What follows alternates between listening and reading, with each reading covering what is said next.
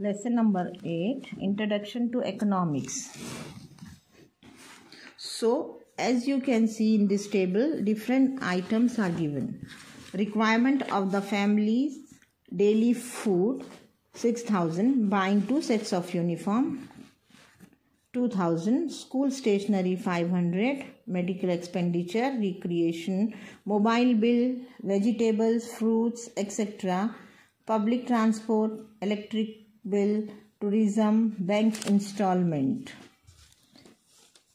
Total is coming 22,550. Monthly expenditure is 22,550 rupees. But the monthly income is 20,000.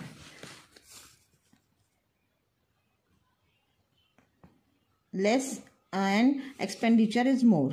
If we want to manage this by reducing the item, delete tourism, as we are doing the management of the family or expenditure. Same time, if you are managing the country's expenditure and income, and that is called as national economy of the country's economy. Country's economy is similarly to family's economy. Countries get its income from tax. And what country's expenditure are? It's for poor, making roads, bridges, etc. If the country's income is less and expenditure is more, then it is wrong. We have to cut short some expenditure and then we can manage with the income of the family. Various items are given in the expenditure. If we are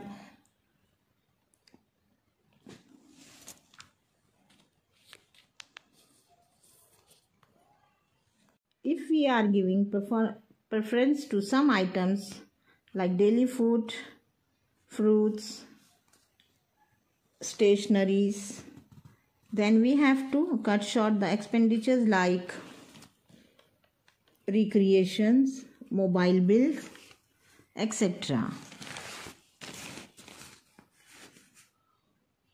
Managing the money is in our hand. Then economic will be good. Family condition will be good. Otherwise, they have to take loans, and if the loan is increasing, many problems will occur in the family. So, economic is same like family management. Management of an individual is same related to the income and expenditure.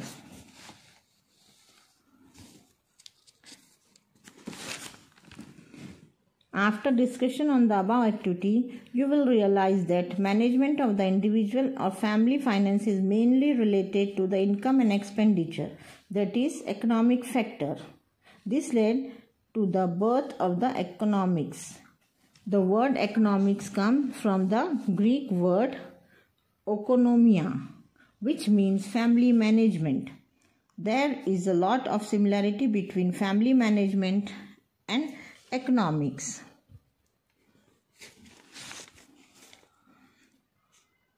We understand from economics how to use time, money, labor and land effectively. So everything is limited in the country. As we manage the finance of our family, similarly, village, cities, states, countries and world also need to have economic management. Geographically speaking, the enterprises related to the production, distribution and consumption of goods and service is a specific region is called an economic. On a global level, there are 3 types of economic. Now we will study the 3 types of economic. First is capitalistic economic. So in the capitalistic economic, management is in the means of product in the hands of the farmer or private individual. What do you mean by means of production?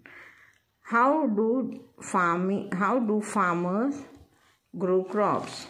Which crops to be grown?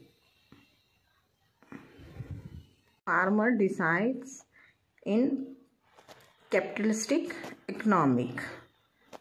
Suppose in India, farmers are not producing food grains. They are producing cotton, sugar, etc. Then we will not get food to eat. So government is deciding that much land should be used for food grains and this much land for the sugar cane. Of some economic in some countries like Germany, Japan, USA. In this country, ownership and management of means of production. If I am the owner of a country, so I am controlling the means of production. Tata, Birla, Reliance are controlled by private companies.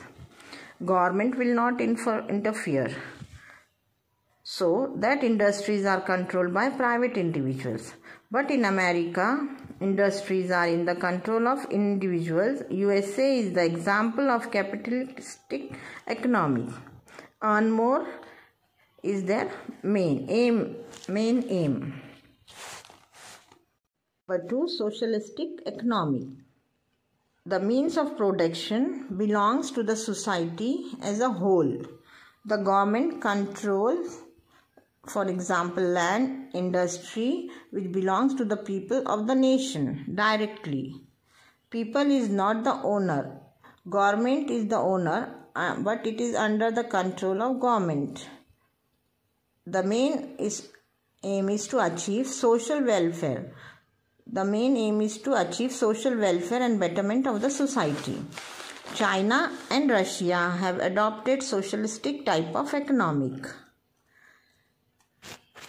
Number 3, mixed economy. There is coexistence of private sectors and public sectors in control by public and indirectly controlled by government. For example, railways.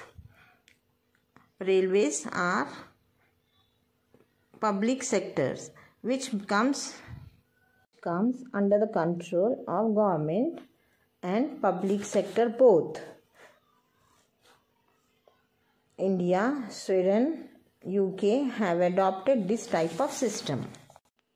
Balance between profit and social welfare. So private individual will work for profit and government for the welfare of the people. Economic is an important social subject. We use economic on a large scale in agriculture, trade, finance, administration, law, and in our daily life. Economics holds a paramount importance in the social development of humans. World economy is a borderless economy in which natural resource, profit, service, capital, labor, and technology flow freely across borders of countries. Globalization means aligning the country's economy with the world economy. There is free trade and all restrictions on investment are set aside. Last one, deciding for whom the goods will be produced. Thus, an economic strives to create a balance between limited resources and unlimited needs.